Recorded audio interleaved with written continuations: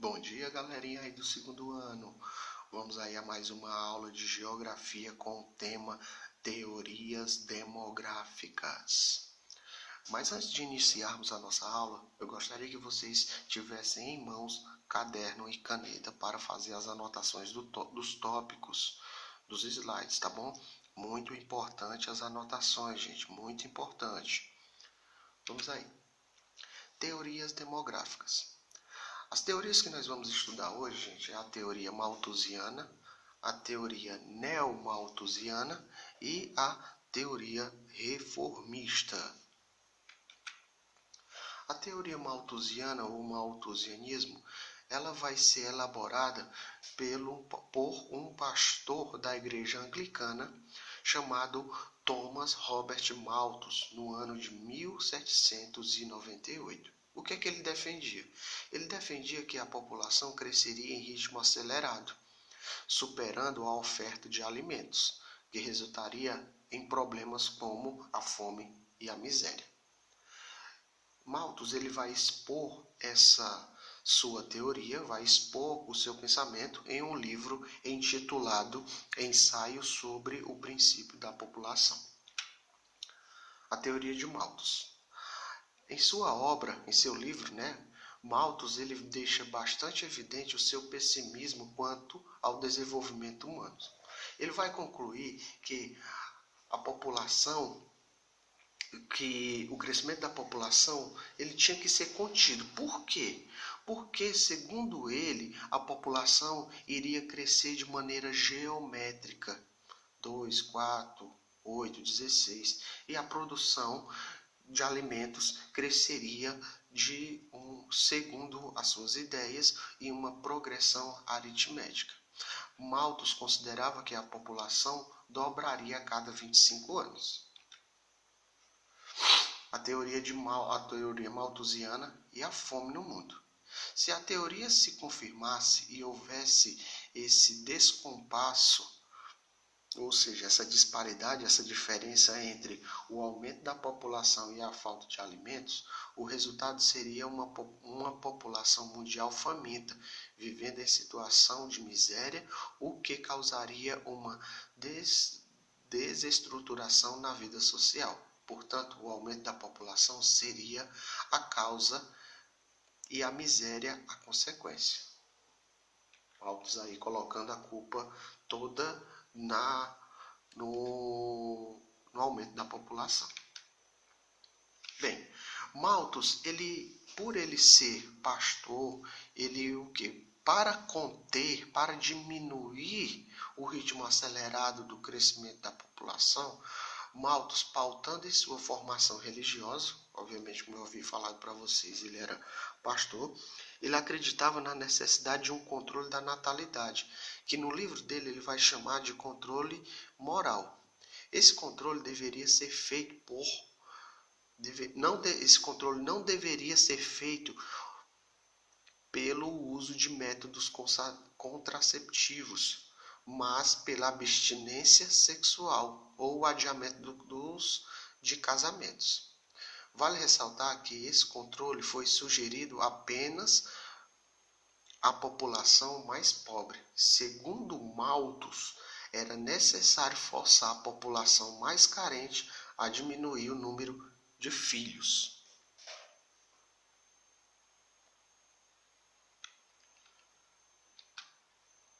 Vamos aí a uma questãozinha aí, gente, tá? Bem, gente, essa questão aí, dá para vocês transcrever ela no caderno de vocês, tá bom? Transcrevam aí, tá?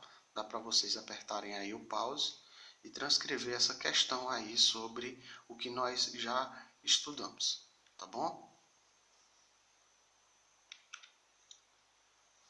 Mais uma questão.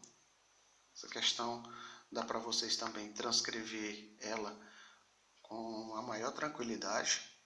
Apertem aí o pause e dá para vocês transcrever essa questão, tá bom? Bem, a próxima teoria. A teoria populacional ou teoria neomalthusiana. Ou ou seja, uma teoria ainda pautada neo-novo, ou seja, uma nova teoria malthusiana. É uma teoria demográfica que se baseia em fundamentos ligados ao malthusianismo. Surge nas primeiras décadas do século XX e ela vai ganhar mais influência, mais força depois da Segunda Guerra Mundial. A teoria neomalthusiana ela vai acreditar que o alto índice populacional presente nos países subdesenvolvidos era o principal fator para que o país possuísse baixa renda per capita, consequentemente, baixa economia e até mesmo estado de miséria. Ou seja, aqui essa teoria ela vai colocar o quê? A culpa de que os países são pobres unicamente porque as famílias pobres têm muitos filhos. Deu para compreender? Bem, três pontos que eu quero abordar aqui com vocês são esses daqui. Esses teóricos do neomalthusianismo, eles analisavam esse crescimento como algo alarmista e catastrófico, assim como na teoria malthusiana, argumentando que o mesmo deveria ser barrado para que não se esgotasse os recursos naturais disponíveis. Tá? Outro fator que os neomalthusianos abordavam em relação ao crescimento demográfico acelerado nos países menos desenvolvidos em desenvolvimento era que a juventude seria um peso econômico para o Estado. Olha, vejam bem isso daí. Eles estão dizendo, os demógrafos, os teóricos da teoria neomalthusiana estavam dizendo o seguinte, que nos países pobres, quanto mais crianças e mais jovens, mais o Estado vai ter que gastar com o quê? Com saúde, com educação. Ao invés do quê? Em vez dele estar gastando o país, investir em recursos produtivos, algo que dê lucro, eles vão gastar o quê? Eles vão gastar dinheiro com saúde, com educação. Então, os teóricos neomalthusianistas, eles vão o quê? Eles vão dizer que nessa teoria, que os jovens, que as crianças, seria um peso econômico para o Estado, um fardo para o Estado. Onde já se viu isso? Apoiavam todas as formas de diminuir as taxas de natalidade, desde métodos malthusianos, como a abstinência sexual, os casamentos tardios. Também os neomalthusianos, eles queriam implementar outros fatores, como o uso dos métodos contraceptivos e fornecidos pelo próprio governo. Ou seja, eles queriam colocar uma moral, queria controlar o crescimento da população através de medidas governamentais, ou seja, queria impor a força, queria impor o controle à força. Com o quê? Com métodos contraceptivos, como distribuição de pílulas anticoncepcionais, distribuição de preservativos, entre outros métodos contraceptivos. Eles queriam controlar a população, o crescimento da população com esses métodos. Temos aí uma próxima questão. Vocês aí não são obrigados a anotar tudo, apenas anotem o enunciado da questão e em seguida anotem as proposições que estão corretas, tá bom? Tá ok? Apertem pause e anotem aí.